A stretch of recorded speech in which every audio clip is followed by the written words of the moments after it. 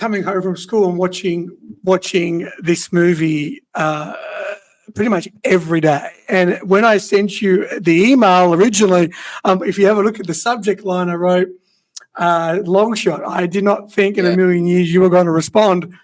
And, why not?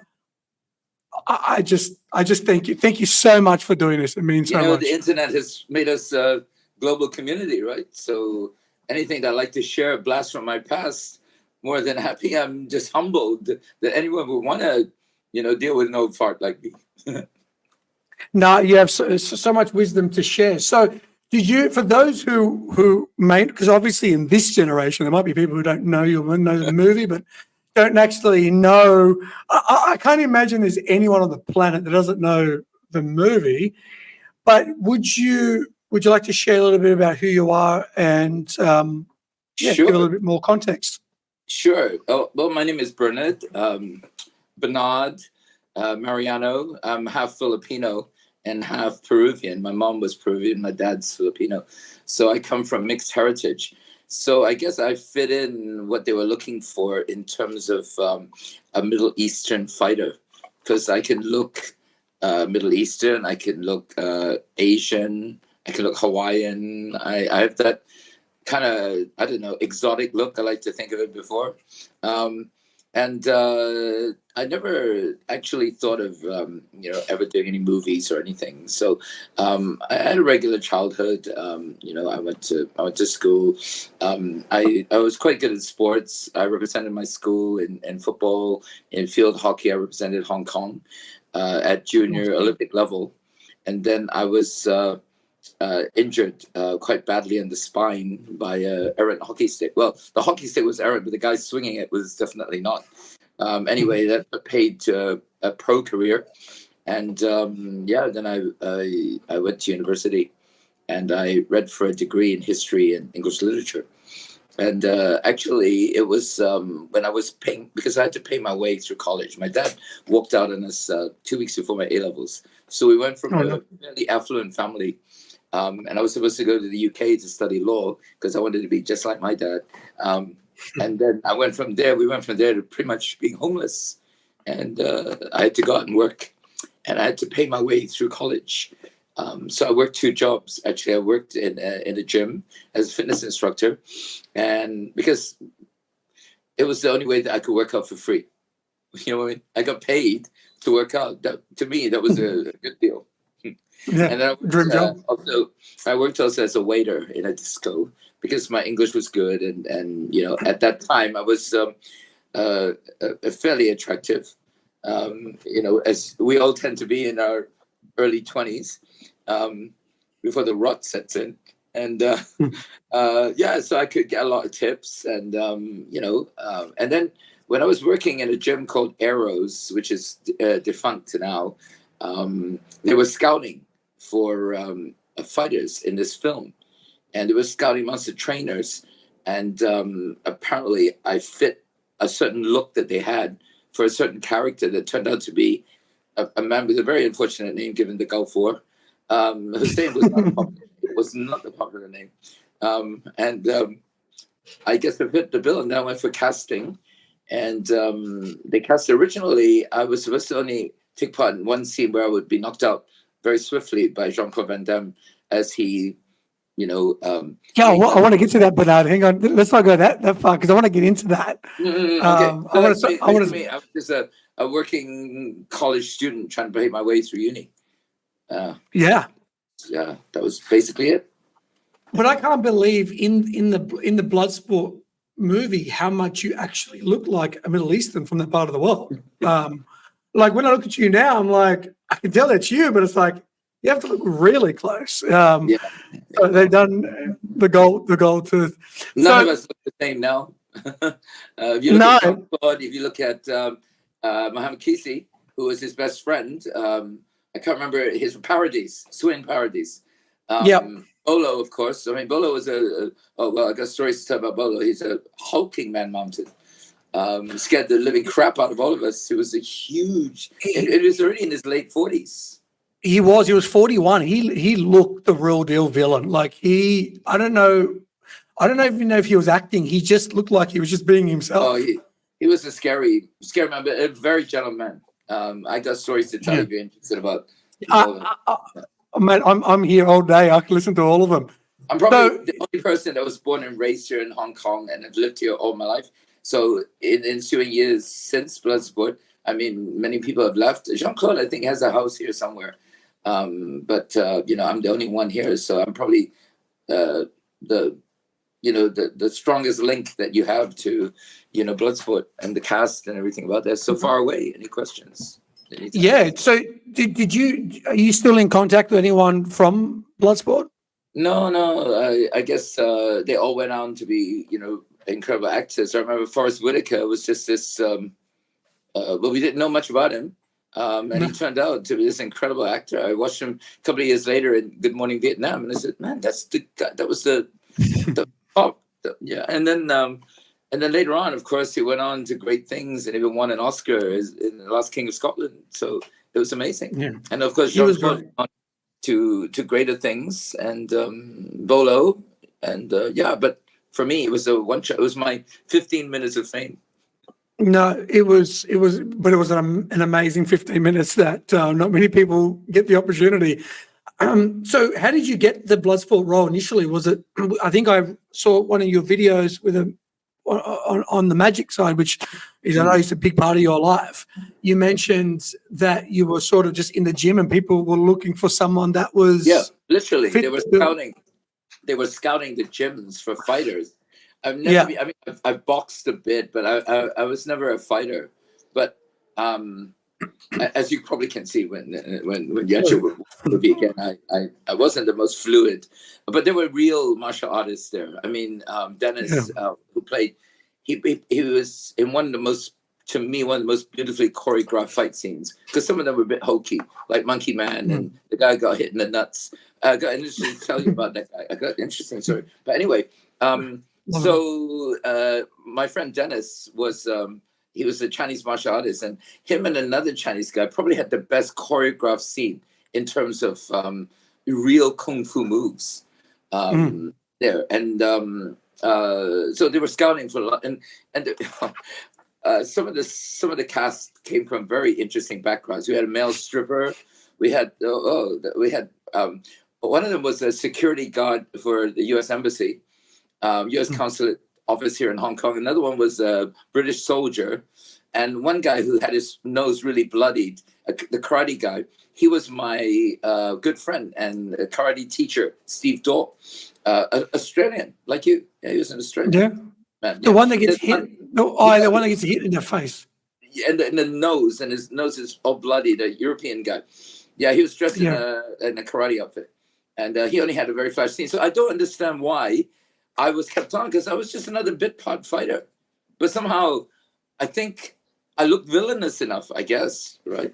I don't know. I mean, I look at myself. I tell you, it cost me with the birds for a long time afterwards.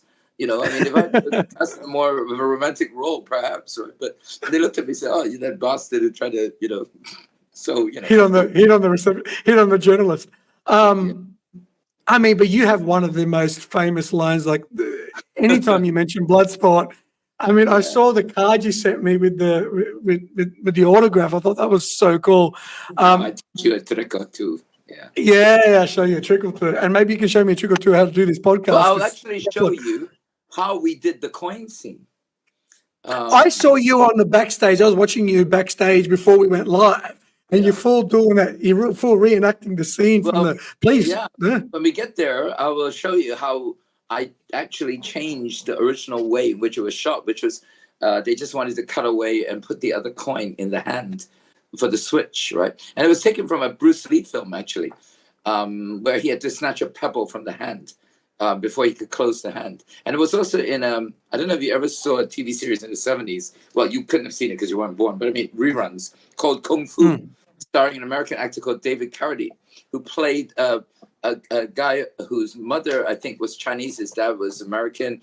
And he ended up in the Shaolin Temple, learning from monks. And then I think he killed someone in self-defense, and he was banished from the temple. And then he went back to the States. But, of course, he was an outcast, kind of like John Rambo when he came back. You know, the first one when he came back from the war, and like people couldn't accept soldiers and stuff, right? And so they also had that scene, snatch the pebble from my hand, grasshopper. So actually, as I always say to people, there's nothing new under the sun, right? So, you know, parts of the script just rehash and taken from others. And in fact, I think it was debunked a long time ago that Frank Dux was actually, a lot of his story was actually faked. And he never was actually, yeah. Yeah, I was going to ask you about it. When he came on set, he was like this really big, he wasn't a very likable man, sorry. A very arrogant, pompous man who tried to get into choreographing the scenes, but they had fight choreographers. And one of them was a very famous guy called something Lee, who's a very famous martial arts actor, director in Hong Kong, and stuntman choreographer. And they would choreograph the scenes. So Frank Dux's so-called expertise wasn't really appreciated that much on set. Yeah, right. Yeah. I was going to ask you about Frank Dux, but I don't know if we got the time if we get there. So what was it sort of like filming on the set? I mean, I heard there was a lot of chopping. There was a lot of they had to wait a lot. Like I said, when the scene was finally, I mean, when it actually came out in the cinema, in local cinema, it was a lot different than what we envisaged. But I guess there's a lot of movies. There was a lot of hanging around. It was shot on in an old studio called Clearwater Bay Studio that is still standing now, I think. I think it is. It was all shot in certain film lots in that particular studio. And then a lot of the scenes when they're running around the streets of Hong Kong have been cut. So Hong Kong, have you ever been to Hong Kong, Andy? No, I've not. Oh, if you come, I'll show you around the areas. Interesting side note, there's a fan from Russia. I can't remember, was he from Russia or Ukraine or somewhere? And he used to come to Hong Kong every couple of years. And every time he'd look me up and we'll have a dinner and he'll bring a bottle of vodka. And I had to take him to the sites where Bloodsport was shot. But a lot of it has changed in 30, 40 years, right? So a lot of the places, like the tree where Jean-Claude leans against and stuff, no longer exists. But the places still exist, right? Geographically, they're there. But they've just, the land use has been reallocated. And so a lot of the shots where there's this long chase scene. Yeah, with leaping over things. Well, it's not, well, let me say that his run was not in one place. All right. There was a part of it shot on Hong Kong Island, another part shot on Kowloon Peninsula. And it was like, but the way they spliced it all together looked like one continuous run. But unless you're Jesus or can walk across water, you can't do it that way. You know what I mean? No. I mean, you have to and when the other police officer falls in the water, I remember when I was a kid watching that scene. I mean, they still have those little boats where you kind of like run along. They don't exist anymore, but it was a typhoon shelter. So the boats were what's the word? Not parked. What is it? Docked. Yeah, pardon my French. Yeah, and I'm an English teacher. My goodness, right? But yeah, they were docked there. So of course they paid them money, to let them get, because remember they stepped through a couple of the boats. Yeah, you get photos. Sorry, you better bleep me out. They won't let you do that in real life, right? No way. Can I run through your house and step all over your furniture? I don't think so. Of course not. Of course not. Of course, it's all shot there. The trams are still there. I mean, the trams are the iconic. Remember when Jean-Claude goes on the tram and he sees visions of Bolo, and there's a girl there and stuff, right? That the night scene. Yep. That's our iconic trams, and they still run. Actually, they run outside my house. Really? Yeah, and so cool. So what they did. Of course, the scene where he does the splits overlooking in this little pagoda overlooking from the mountaintop, we call it the peak, right? Victoria Peak is a scenic tourist spot. But the view now in 2024 is completely different than the view in 1986. When you look out. Is it the one he's doing the splits out? Yeah. That's like an amazing shot. Yeah. That's great. Well, that of course, that exists geographically because it's a mountain peak, right? You can't just level the peak, right? But No. of course, the view shot over there, I mean, it looks spectacular then. I refer you to a movie in 1950s called Love is a Many Splendid Thing, starring William Holden, shot in Hong Kong, about the love affair between a Eurasian doctor and a war correspondent. But anyway, you have the same shot of the peak, but in the 50s. So Hong Kong has evolved a lot since then, right? I mean, I was born and raised here. So, you know, I mean, this is my home. But what I'm trying to say is that a lot of the places that were iconic in the film, they're very different now. I mean, like I said, Hong Kong hasn't changed in terms of land space, but in terms of land use, it's completely transformed, right? Amazing. But what they tried to do was to blend the East and the West together. We often call that ethnic melting pot, a mixture of Eastern and Western cultures. So I think they captured that very well. And actually, the shot in, you know, when they go through to the initiation, when Jean-Claude smashes the brick. You're walking in. That's Kowloon City. That was a walled city. It was a city literally with a wall around it.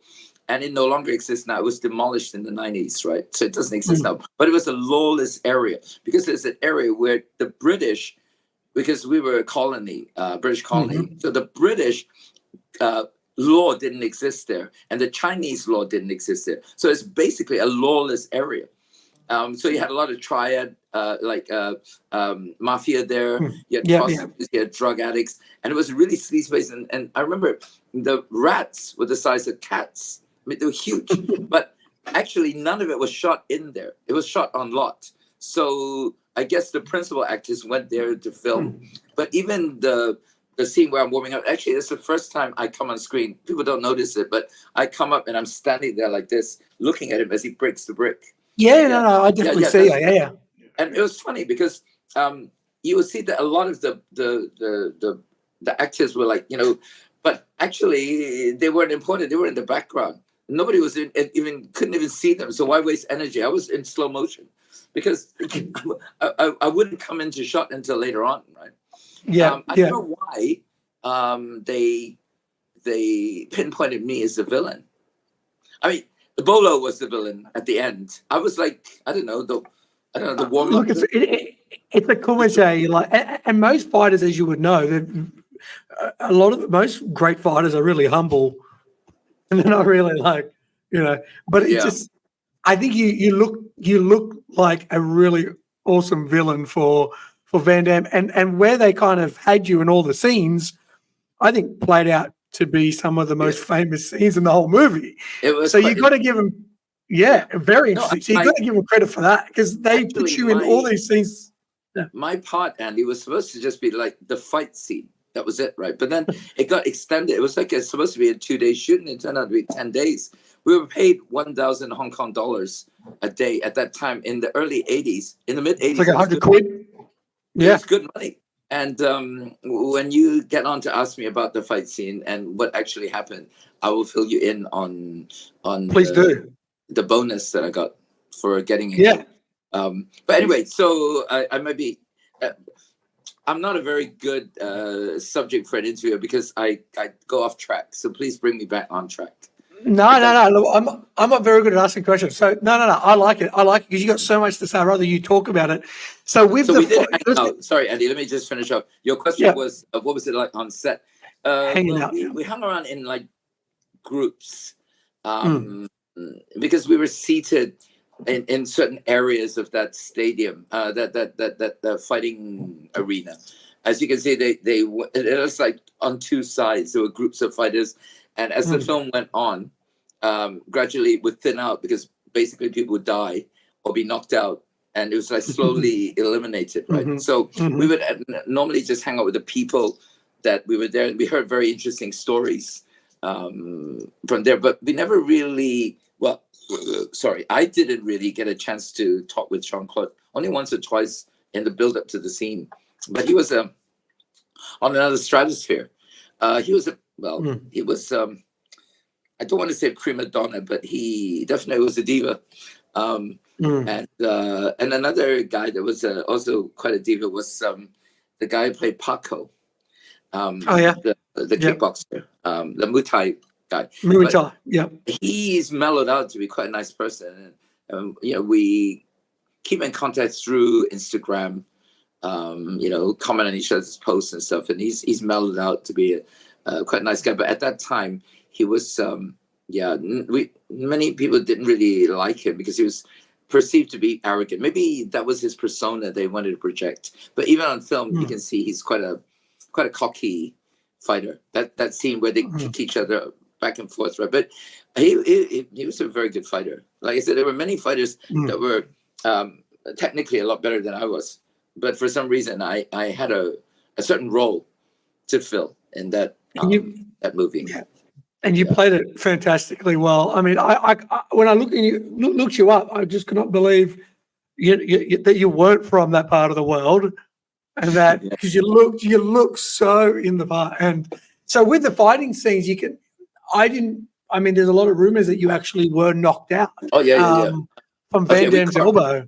Okay, let me take you through that. We were choreographing the scene so that he would elbow. I would tap him on the shoulder.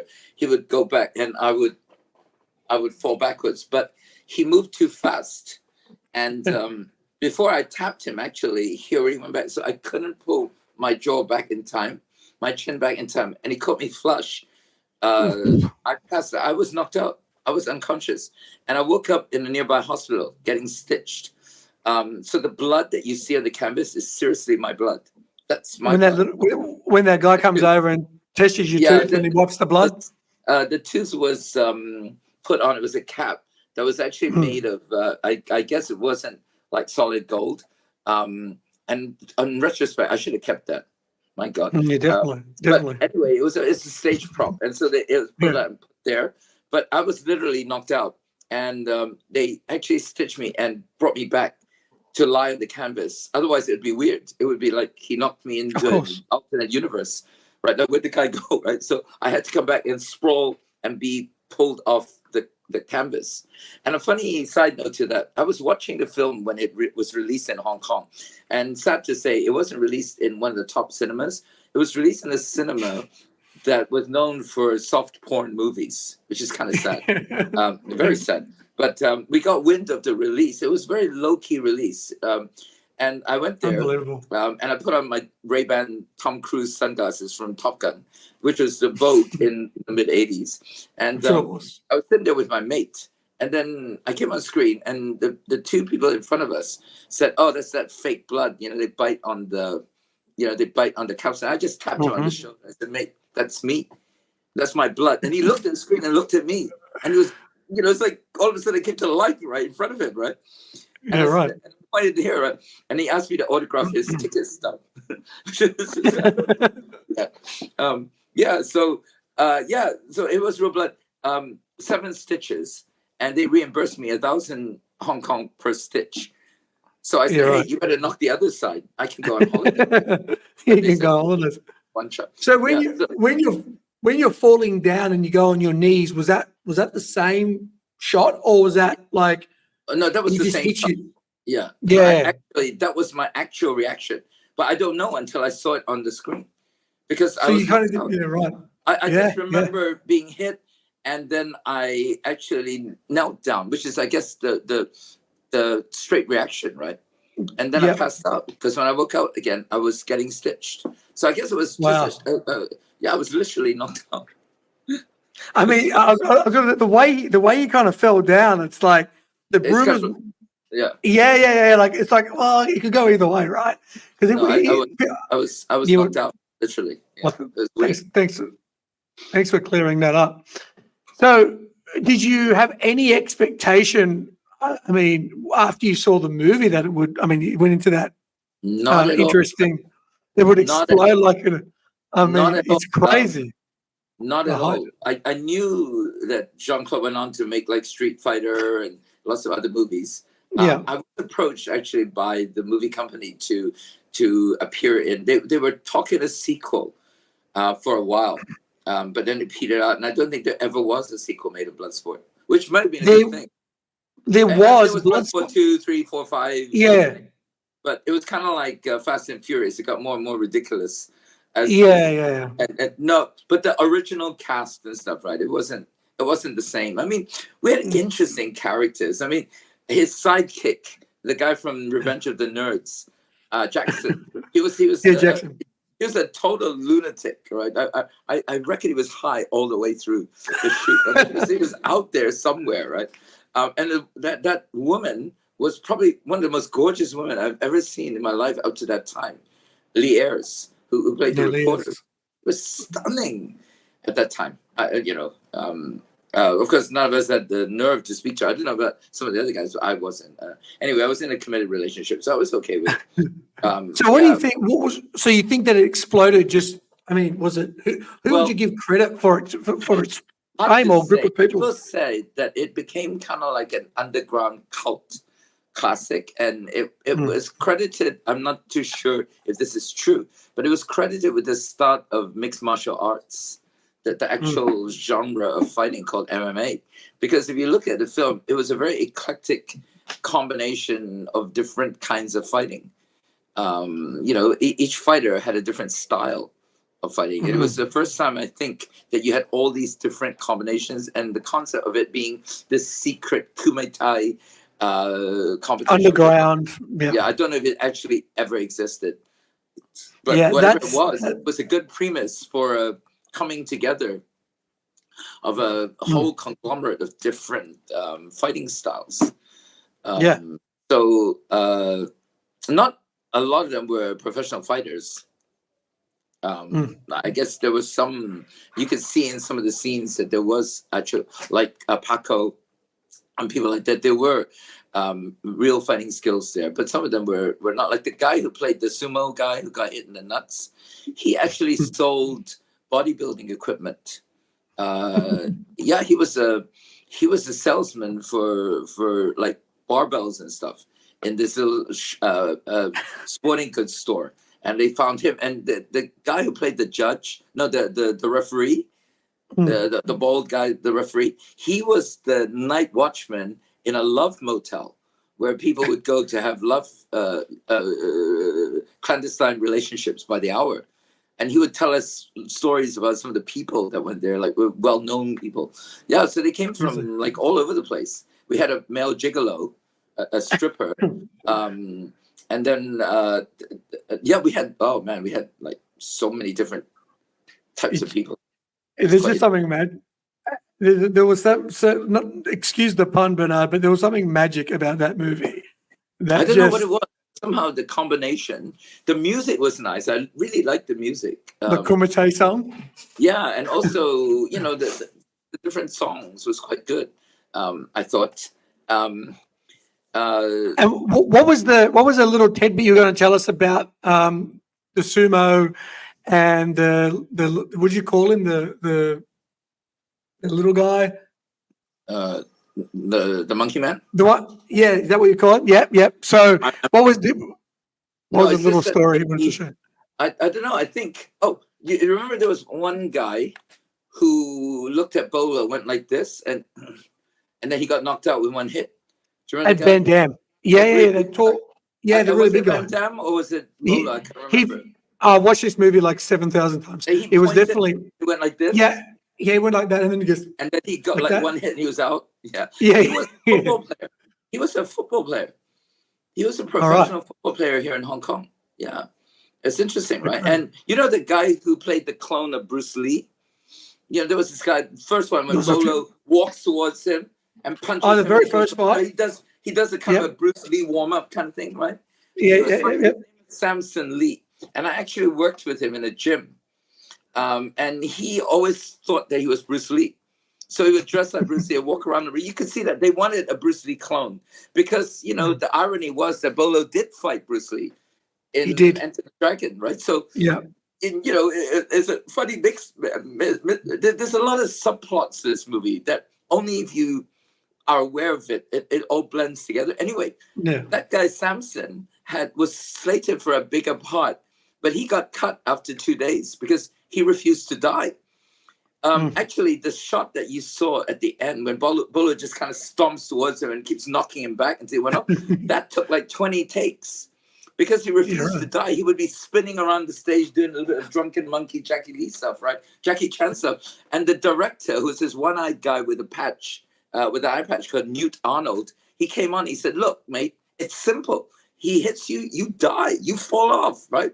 You're not the star, right? Just get out, right?" And he refused to do it. And it was like you're reeling around. And so the final cut, he was cut after like 2 days, and it was just like boom, boom, boom. And so what you see was a really heavily edited version, and we saw the whole choreographed dancing, and yeah, it was funny. Amazing. Yeah. I mean, I listen to these stories. Was there anything from the Bloodsport movie that you were allowed to sort of take from the set? Is there anything? No, I never took anything. I know some guys took some of the stuff. Even the clothes we wore our own.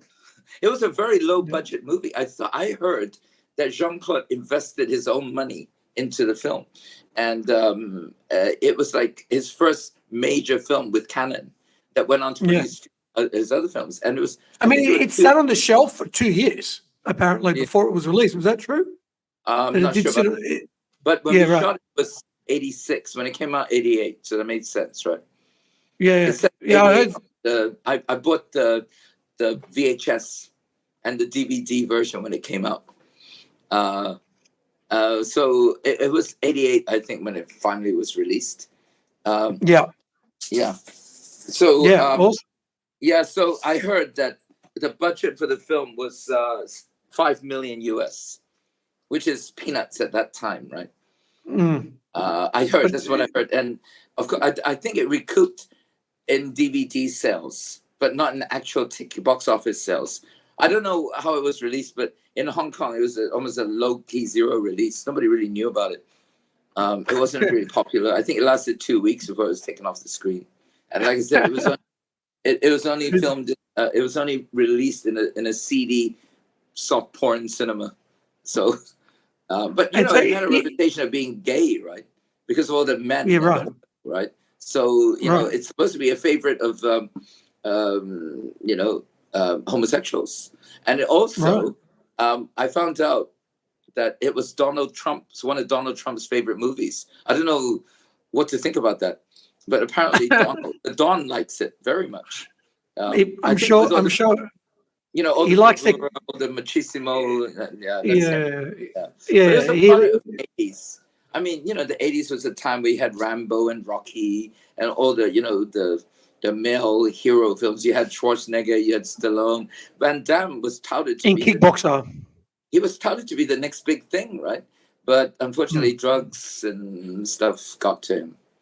I think he had heavy substance problem, and he kind of, he didn't treat his second wife very well. But then he remarried her later on. She was a bodybuilder called Gladys Portuguese, which is a very interesting. Yeah, she was a very beautiful lady. I can't remember if she visited on set, but I think she was in Hong Kong when the film was being shot as well.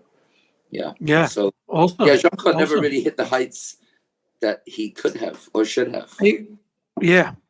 I mean, I'm pretty sure he would in any way, because he had incredible moves and he was very charismatic, but maybe at that time a little bit arrogant.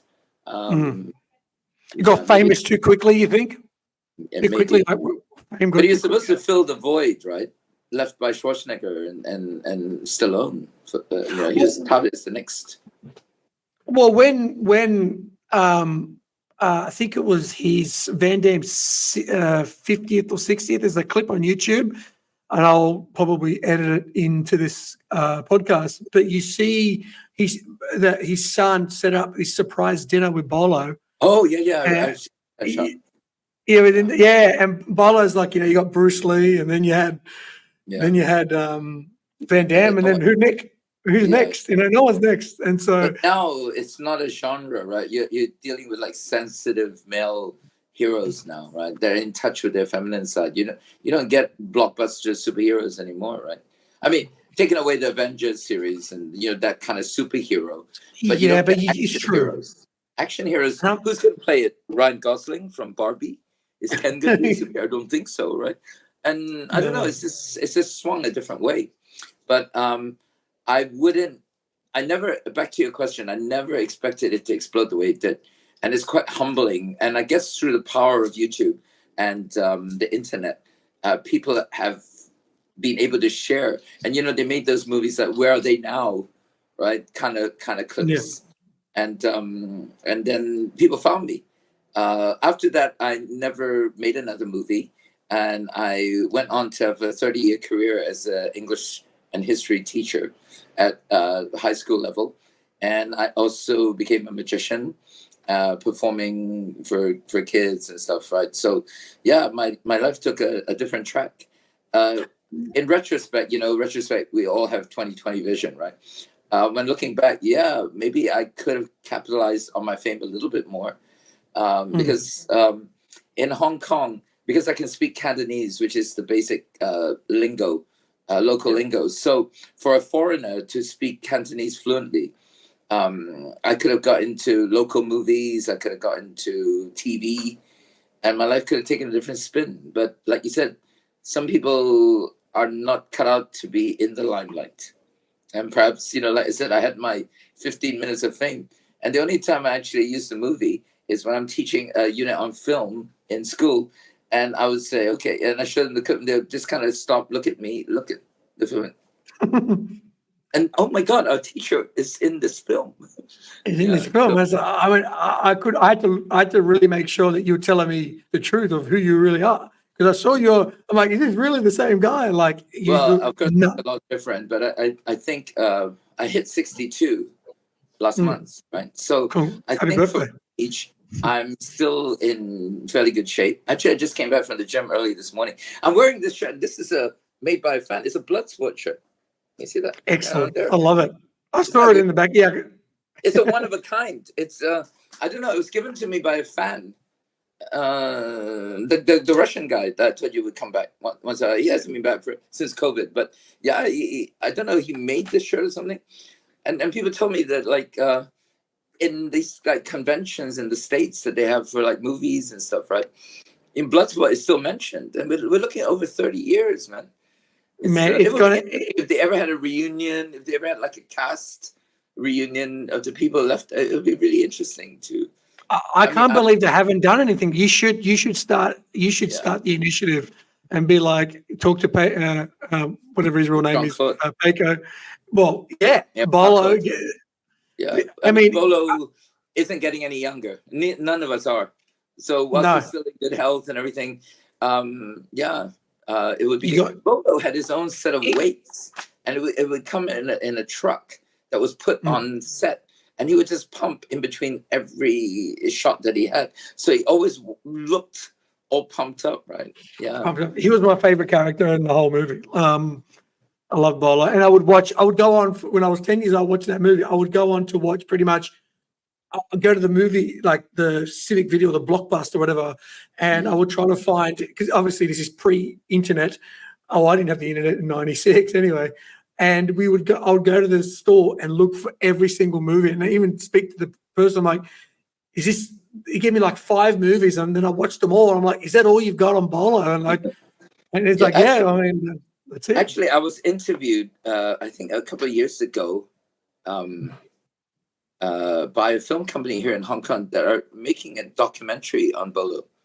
Really? It still hasn't come out, but when it comes out, I'll have a little spot there talking about it, because I actually knew Bolo before the movie. He worked out in a gym that I worked out in when I was a teenager, and he was just this huge man. And every time he wanted the machine, we'd get the fuck out of the way, super fast. He would just grunt at us. He wouldn't even speak. He'd just go. And we're out there because he was like a mountain of a man, right? Yeah, later on, after Bloodsport, maybe about 10 years after, he actually trained me for bodybuilding. But I got injured and I couldn't actually finally compete. But he was my trainer for about, maybe 2 months. So I knew him a little bit and in a different capacity. I have tremendous respect for the man and what he's done in sport. In bodybuilding, and he was like Hong Kong bodybuilding champion for like 10 years straight. Oh yeah, he was mad. He looked, and that was powerful. He's kind of like And did he- Schwarzenegger when he was young, kind of, almost. The same kind of build. There wasn't a lot of cuts and definition because in the 70s there wasn't, it's sheer mass, right? What was his preferred? What was his preferred style in terms of martial arts? Did he have a I think probably Kung Fu. Wushu. kung fu? Yeah, probably, yeah. Because in the movie, does he portray a South Korean? I think so, yeah. So he should. So it's more like Taekwondo. The kicks were really powerful, if you remember, and the villainry when he sprinkles and when Jean-Claude does that scream, that still brings chills up. No, when he's here, he's going. His mouth opens up like Kermit the Frog, right? It's like, it's like he could drive a train through that. It was really. I don't know, the music, everything. It was nice. I like that actually. I myself enjoyed the film. I just think for some reason it just all came together into a really, really nice film. There was a good storyline there. There was a love interest, and Hong Kong, the exotic shots of Hong Kong and stuff. I don't know. It's just it's a good memory of a good time in Hong Kong. I mean, we're not economically as good as before, but the 80s was an interesting time, I think, and I wouldn't trade it, and I wouldn't trade my experience in this movie for anything. Before I go, I want to show you the move. Sure. Right? So I'm going to pull my screen down a little bit, right, and just sucked my gut in. No, I don't really have a gut.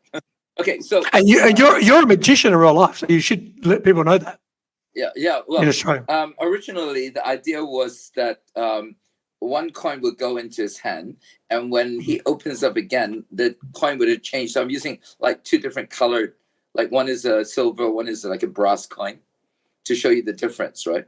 So the original one was we just take it out, the camera cuts, we put the second one in, and then when he opens up, it's actually changed, right? If you remember that scene, he's supposed to pluck the coin from my hand. And I laughed at him. I said, aha, you lose, American asshole. And then you probably have to censor this. And then and he points, and when I open, my eyes bug out because he didn't take the coin, but he switched the coin, right? Which was even more incredible. But I said, hey, you don't have to cut away. So it's done something like this. Imagine that this is the coin, right? And so we put it here, and then it changes, right? So we do a coin move. I can't reveal it, but basically it switches, right? Oh, You can see the difference, right? Here's the silver. My hand is empty, and it changes, right? So we incorporated that. Now, if you play in slow motion, you'll probably figure it out. But that's the way we played it in the film. So it looked more it looked more authentic, right? Than it would. Yeah. So that was my little contribution. And Van Damme actually, so you're saying that that's what you told Van Damme how to do that trick? No, it happened in my hand. Right? Okay. Yeah. So and when he pointed, it already changed. So just a little bit of a. I should have got credit for that actually. Yeah, you should have definitely. Well, thank you. Indefinitely. Well, thank you so much for joining me, Bernard. And we should do, if you're up to a part 2 about Frank Dux, I'd be very keen to discuss that with you. Yeah, and if you ever get some of the cast together and do like a sometimes they have like the whole cast on different screens sharing ideas and stuff. I would love to do that if you can. You can see if you can, set it up. And I do wish that the success of your podcast explode like Bloodsport. And thank you so much. Yeah, I'm very honored to be part of your, initial podcast, and I look forward to any time that you can help, that you need my help. Just give me a shout. And if you ever find your way down in Hong Kong and you want to relive some of the areas where Bloodsport was shot, I'll be more than pleased to be your guide. Thank you. And like what this meant to me, Bernard, I cannot express it because my 10-year-old self watching that movie 365 times a year. It's kind of weird to be talking to one of the people on the screen now, right? It is ridiculously surreal. And I just want to show you how much that meant to me. And I really do appreciate it. And God bless you. And I hope it. And I'm definitely going to be in contact, and let's chat off screen how to get that whole thing together with everyone. I think it would be interesting. And I think that, we got to do it whilst everyone's still, walking in alive. our wheelchairs. Definitely. I'm Take care, keen to Andrew. host it. Thanks a lot Take so care. much, Bernard. Thank you.